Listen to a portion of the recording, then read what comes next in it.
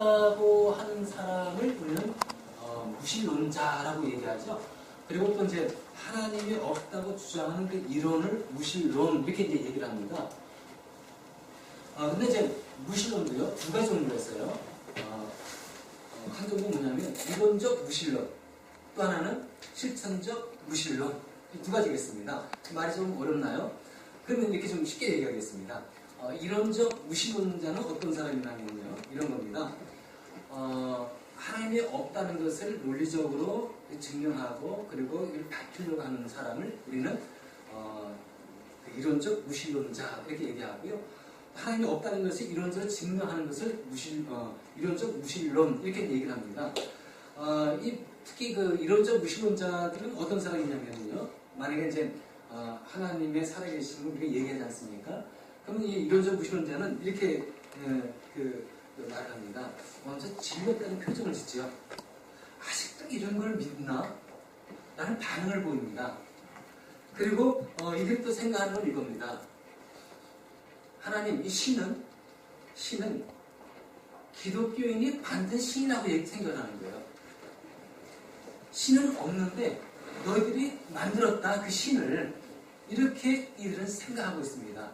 그래가지고 애써 그 마음속에 하나님의 의식을 이렇게 지워보려고 해요. 마음속에 있는 이 하나님의 생각을 자꾸 애써 지워보려고 합니다. 마음속에서. 그래서 하나님으로 살아가는 거예요. 그러면 이제 실천적 무신론은 어떤 거냐 하면요, 하나님의 이 살아계심을 말로는 인정해요. 그리고 머릿속으로도 살아계셔 얘기를 합니다. 하지만은 생활 속에서는 마치 하나님이 살아계시지 않는 것처럼 생활하고 살아가는 사람들을 우리는 실천적 무신론자 이렇게 얘기하는 거예요. 이해하시겠죠? 실천적 무신론자는 어떤 사람이라고요? 말로는 하나님이 살아계시다는 것을 얘기하면서 삶이 형편없는 거예요. 마치 하나님이 살아계시지 않는 것처럼 생활하는 사람과 똑같은 거예요. 그래서 이런 사람들이 우리 교회 내에 있을 수 있습니까? 없습니까? 충분히 있을 수 있다는 거예요. 말로는 하나님 살아계시다라고 얘기하지만은 우리의 삶과 이 생활에서는 얼마나 세상과 똑같이 행동하는지, 이런 사람은 몸으로 손과 발로 하나님 살아계시지 않다라고 얘기한 사람이에요. 이 사람도 무신론자예요. 무신론자. 단지 이론적이냐 실천적이냐 이 차이가 있을 뿐이지 이 사람도 어떤 사람이라고요? 무신론자라는 거예요. 그런데요, 이 무신론자는 어떤 사람이라고 말씀하고 있습니까? 오늘 말씀을 보니까 이렇게 나왔네요. 어리석은 사람은 마음속으로 하나님이 없다 하는구나. 자, 마음속으로 하나님이 없다 이렇게 생각하는 사람은 어떤 사람인 겁니까? 어리석은 사람이에요. 여러분, 우리가 어리석은 사람 하면은 어떻게 우리 생각합니까? 약간 지혜가 부족하고 자꾸 실수 많이 하는 사람, 판단이 좀 약간 흐리고 잘못 판단하고 그런 사람들 보면 참 어리석다 이렇게 생각할 수는 있어요. 근데요, 물론 그렇게 그렇게 봐도 그럴 수 있겠죠. 하지만 오늘 이 말씀 보니까 하나님은요, 그런 사람들보다 어떤 사람이 훨씬 더 어리석냐면요, 마음속으로 하나님이 없다 한 사람을 어리석다라고 얘기하네요. 말씀하네요. 하나님이 없다고 하는 사람, 많이 배웠던 분이요. 이 사람이 어떤 명예를 가졌든, 어떤 많은 물질을 가졌든, 이 사람은 어리석은 거예요. 명예가 있고, 부자고, 그리고 많이 배운 사람을 우리는 어리석다고 얘기하진 않아요. 근데 하나님은 어리석은 사람인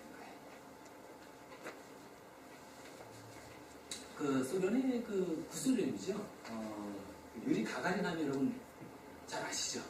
유리 가가린. 이 사람은 이제 인류 최초예요. 우주에서요, 지구 궤도를 돈 사람이에요. 비행선을 타고. 그러니까 인류 최초의 우주인 누굽니까? 유리 가가린이에요. 이 사람은 소련 사람입니다. 그러니까 이 소련의 옛날 소련은 무신론 아닙니까? 그러니까 무신론의 어떤 이 사상을 주입받은 이 유리 가가린이 이제 우주를 비행하면서 돌아와서 한 얘기가 이겁니다.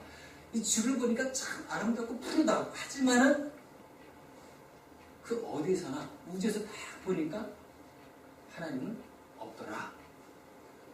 하나님 없다라고 얘기를 한 거예요. 이게 어떤 얘기냐면은 자기 땅에 있을 때에도 하나님은 없었는데 역시나 하늘에 올라가서 우주를 딱 비행을 하면서도 보니까 역시 하나님은 없더라 이거예요. 그래가지고 이 유리 가담이 한 이 말이 굉장히 유명해졌어요. 그래가지고 많은 사람들에게 들려진 겁니다. 보도를 타가지고요.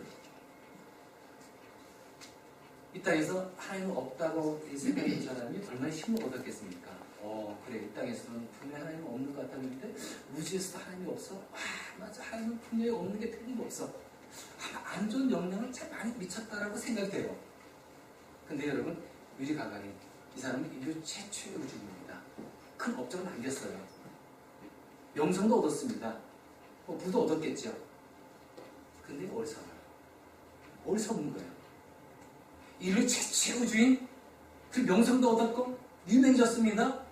근데요, 어리석은 사람인 거예요. 왜 그렇습니까? 하나님이 없다고 얘기했잖아요. 하나님이 없다. 이 사람은 어리석은 사람인 거예요. 여러분, 이 하나님은 살아계시죠? 이걸 한번 좀 생각해 보겠습니다. 히브리서인가요? 3장 4절에 보면 이런 말씀이 있습니다. 집마다 지은이가 있으니 만물을 지으신 이는 하나님이시다. 집마다 지은이가 있다. 여러분, 지은 사람이 있죠. 우리 교회 건물, 우리 좀 여기 작은 건물이지만은 이 건물이 이렇게 쭉 여러 방이 있잖아요. 대예배실 있고 작은 예배실 있고. 근데요, 여러분, 이 건물을 누가 지은 겁니까? 분명히 어떠한 사람이 지었어요. 건축가가 지었습니다. 그 사람이 어떤 사람인지 모르겠어요, 저는요. 그날 어떤 사람이 분명히 지었기 때문에 우리 교회 건물이 이렇게 있는 거 아니겠습니까? 마찬가지로 이 우주를 만드신 분이 있다는 거예요. 그냥 저절로 생긴 것이 아니라 이 우주 만물, 이 우주를 만드신 이가 있는데 그 누구라고요? 하나님이시다라는 거예요. 그래서 하나님은 살아계시다는 겁니다. 이 시계를 만든 사람 있습니까? 없습니까? 있다는 거예요. 우리는 누군지 모르죠. 분명히 만든 사람이 있습니다. 마찬가지로 우주를 만드신 이가 있는데 누구라고요? 하나님. 우주를 만드신 분. 그래서 하나님은요, 이 우주에, 자연과 우주에 하나님의 흔적, 족적을 남기셨어요. 로마서 1장에 보면요, 19절에 이하에 보시면 이런 말씀이 있습니다. 이는 하나님을 알만한 것이 저희 속에 보입니다. 하나님께서 이를 저희에게 보이셨느니라. 창세로부터 그의 보이지 아니하는 것들 곧 그의 영원하신 능력과 신성이 그 만드신 만물에 분명히 보여 알게 되나니 그러므로 저희가 필리지 못할지니라.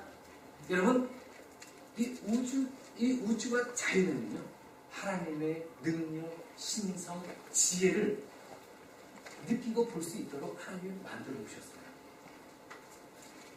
우주와 자연 만물 보면서 이것은 신이 만들지 않고서 이건 분명히 존재할 수 없다라고 분명히 핑계할 수 없을 정도로 만들어 놓으셨다는 거예요.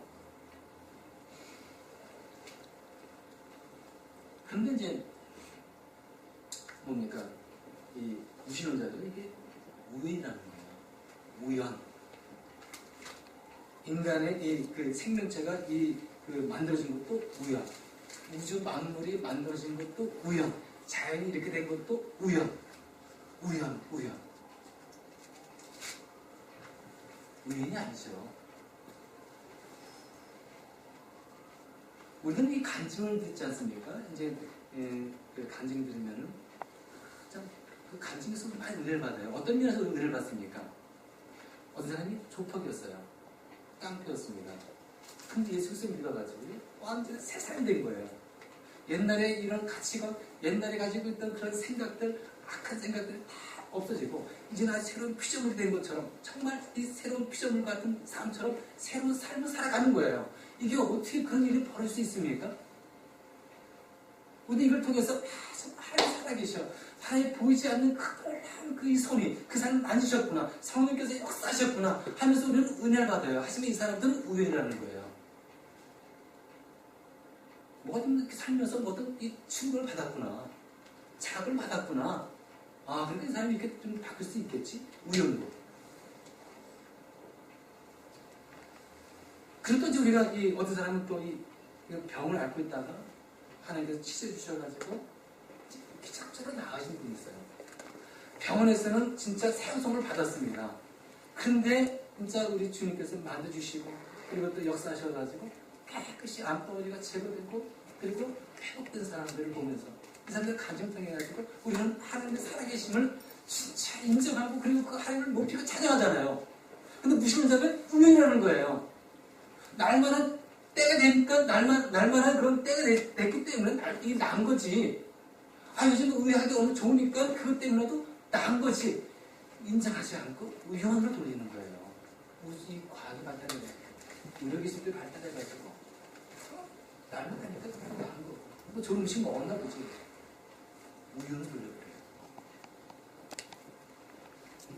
근데 왜 이렇게 우연들이 많이 일어납니까? 그걸 어떻게 설명하겠습니까? 우연도 한두 번이지. 그럼 우리가 이제 여기서요, 무신론에서 벗어날 수 있는 길이 어떤 걸까요? 하나님은 없다. 하나님은 살아계시지 않다. 이런 의심에서 벗어날 수 있는 길. 다른 게 아니네요. 예수 그리스도를 알고 믿으면 되는 거예요. 요한복음 14장 7절 이하에 보시면요, 이런 말씀이 있습니다. 이 요한복음 14장 6절에 보니까 유명한 말씀이 있죠. 나는 곧 길이요 진리요 생명이니 나로 말미암지 않고서는 아버지께로 갈 자가 없느니라. 그 다음 7절에 보면은요, 이런 말씀이 있어요. 너희가 나를 알았다면 내 아버지도 알았으리로다. 이제부터는 너희가 그를 알았고 보았느니라. 예수님께서 동하고 얘기하면서 하신 말씀인 거예요. 네가 나를 알았니? 그럼 너는 아버지를 알고 있는 거다. 아버지 누굽니까? 하나님. 결국은 예수 그리스도를 통해서 우리를 누구를 만나는 겁니까? 창조주 하나님을 만나는 거예요. 예수 그리스도를 여러분들이 확실하게 마음으로 영접하고 그분을 입술로 시인하고 그리고 그분을 구세주로 영접하지 않습니까? 그럼 여러분들의 입술에서는 뭐가 나오는 거예요? 고백이. 하나님, 나는 죄인입니다. 하나님은 나의 구원자이십니다. 하나님은 나의 피난처가 되십니다. 이런 고백이 누가 알려주지 않아도 여러분들 입에서 스스로 그 고백이 확 터져버리는 거예요. 그래서 그 하나님을 아버지라고 부르면서 기도하게 되는 겁니다. 창조자 하나님을 만나는 거예요. 그분을 인정하게 되는 겁니다. 설득하지 않아도 여러분들 그것을 인정하게 되는 거예요. 따라서 무신론자가 유신론자 되기 위해서는 예수 그리스도를 알고 믿으면 되는 거예요. 그러면은 하나님을 만나고 그 하나님을 인정하게 되는 거예요. 하나님은 살아계시다. 성경이 이해는 잘 안 돼요. 하지만 분명히 하나님께서 홍해 바다를 가리셨다. 내가 직접 눈으로 보지 않았지만 그분이 틀림없이 그것을 아셨다라고 믿게 되는 거예요. 예수 그리스도를 알고 믿을 때 여러분들은 창조자 하나님을 인정하게 되는 겁니다. 그러니까 머릿속에 인정하는 게 아니에요. 마음으로 여러분을 인정하게 되는 거예요. 이 하나님이 없다고 생각하는, 마음으로 생각하는 사람은 또 어떤 사람인가? 이 본문 나와 있어요. 어리석은 사람은 마음속으로 하나님이 없다 하는구나. 그럼 마음속으로 절대로 하나님이 없다고 생각하시면 안 돼요. 그들은 한결같이 썩어서 더러우니 다른 일을 하는 사람이 아무도 없다. 다른 일을 하는 사람이 아무도 없대요. 그냥 어떤 일을 하는 겁니까? 하나님이 없다는 사람들은 죄를 짓는 거예요. 그 악한 죄를 서슴없이 짓는 겁니다. 왜 그럴까요? 하나님이 그 사람의 마음속에 없어서 그런 거예요. 하나님에 대한 의식이 그 사람의 마음속에 없기 때문에 그 사람은 서슴없이 죄를 범한 겁니다. 죄를 범하다. 뭐 나쁜 걸 훔치고 때리고 뭐 이렇게 싸우고 이것도 나쁜 거지만은 그러나 여러분 그거 가지고 판단하면 안 되는 거예요. 아무리 그 사람이 선을 할지라도 그 마음속이 악하면 그 사람은 악한 거예요. 하나님은 우리 모습도 보시지만 우리 마음도 보신 분 아니십니까?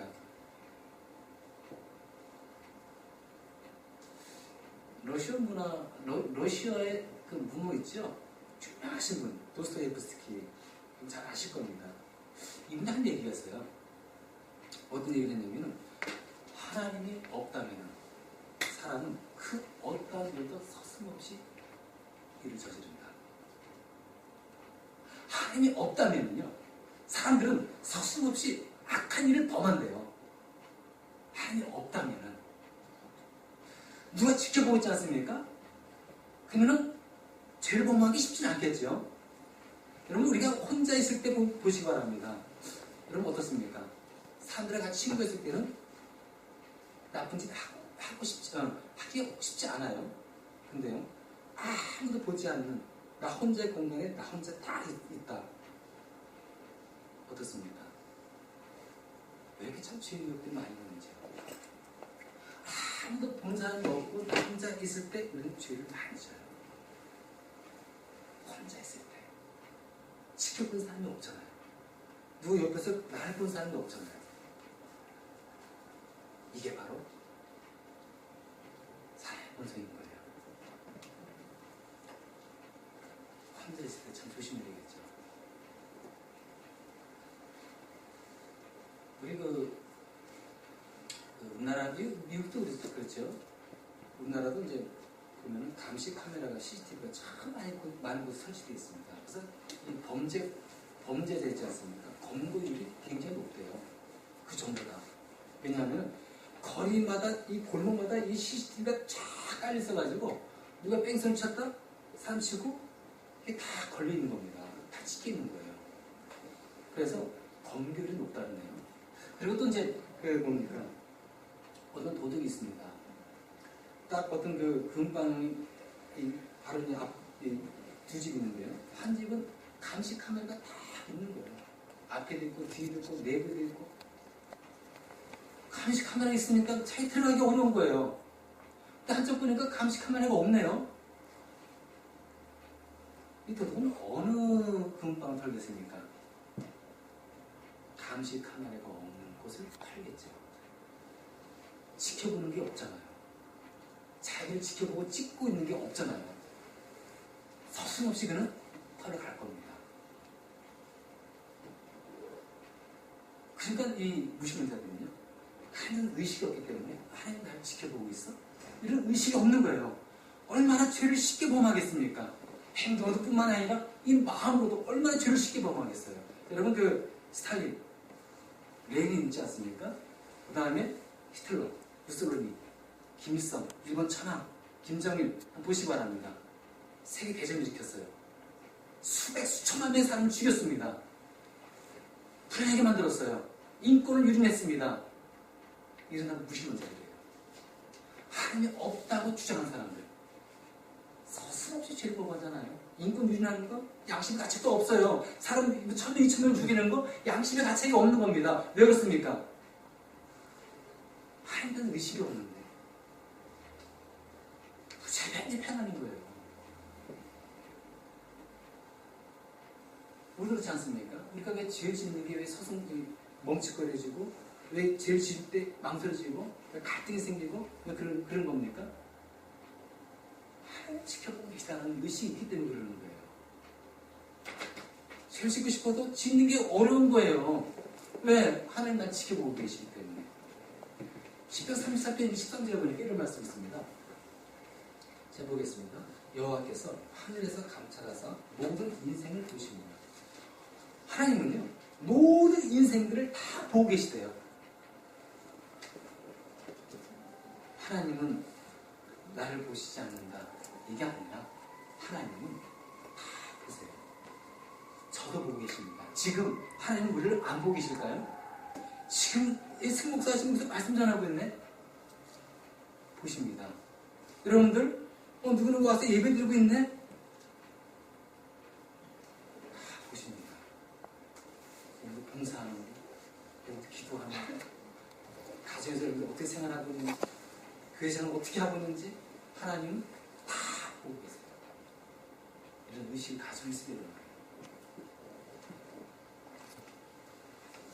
근데 이제 우리 문제는 그 무신론자들의 문제가 어떤 겁니까? 하나님에 대한 의식이 없잖아요. 하나님 없다 이 생각하는 살아가기 때문에 이 무신론자들은요 내세가 없어요.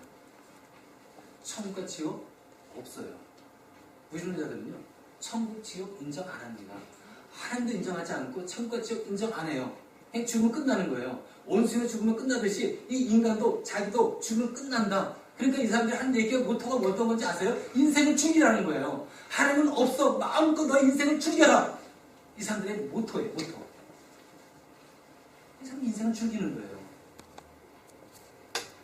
잘 개발에 힘쓰고 좋은 거 먹고 건강해져가지고 아주 인생을 건강한 모습으로 잘 즐기다가 죽으면 되지 뭐. 내세가 없어요. 천과 지옥도 없어요. 참 어리석은 것 같아요. 천과 지옥이 있는데 죽어서 딱 깨어나는데 하나님 앞이에요. 얼마나 후회할까요? 그걸 어떻게 알아요? 자기들이 천과 내세가 분명히 있는 거 없다고 얘기하고 있는 이들은. 어떤 C.S. 루이스 여러분 아시죠? C.S. 루이스는 기독교 변증 학자예요. 그러면서 이분이 이제 학자로서 케임브리지 대학인가요? 거기서 이제 교수로 가르치지 않았습니까? 근데 이제 그분은 그 비서하고 학교 근처에 있는 공원 운동을 이렇게 걸어가고 있었어요. 걸어가고 있는데 그 비서가요. 이렇게 보더니 비서에게 빔을 읽는 겁니다. 빔을 읽으면서 거기에 보니까 이런 빔을 써져 있는 거예요. 유사에 의해서 쓰여지다. 갈 곳을 모르는 한 무신론자가 여기에 누워있다. 갈 곳을 알지 못했던 무신론자. 누워있다. 이게 본 겁니다. 그런데 C.S. 루이스 교수님도 얘기를 한 거예요. 너무 재밌지 않아요, 교수님? 한번 읽어보세요. 교수의 계획을 딱 듣고 가만히 보니까 갈 곳을 모르던 무신론자? 그럼 이제는 갈 곳을 알았겠네. 갈 곳을 알았겠네. 그러나 이미 늦었지. 무신론자는 잘 죽어봐야 이제 갈 곳을 알게 됩니다. 그러나 성경에 보면 그 이전에 우리의 갈 곳이 어디 있는지 우리는 분명히 알 수 있는 거예요. 무신론자는 그걸 모르고는 그냥 살아가는 거예요. 인생을 즐기는 거예요. 그래서 어리석은 거예요. 무신론자는. 그렇습니다. 하나님이 없다 하는 사람들은 인생을 즐기면서 살아가는 거예요. 인생을 막 살아갑니다. 내세에 대한 준비, 영혼에 대한 준비, 그것도 없이 그냥 인생 살아가는 거예요. 인생을 즐기자. 근데 거기에 여러분들이 현혹되거나 그 말에 속아 넘어가면요, 함께 멸망을 자초하는 거예요. 함께 멸망을 안 합니다. 우리는 하나님을 믿습니다. 하나님 살아계신 것을 우리는 분명히 믿어요. 하나님은 이참저참 마음을 다 지으신 분이죠. 그 하나님은 우리에게 예수 그리스도를 보내주셔서 그 예수 그리스도를 믿기 위해서 영원한 생명을 주십니다. 그 하나님은 우리는 마음을 더욱더 확신하면서 뜨겁게 사랑하시고 뜨겁게 그분을 경배하시고 온 마음을 다해서 온 뜻을 다해서 그분을 진정 선별하시는 저 여러분 되시길 간절히 축원드리겠습니다. 그 다음에 이 시간 기도할 때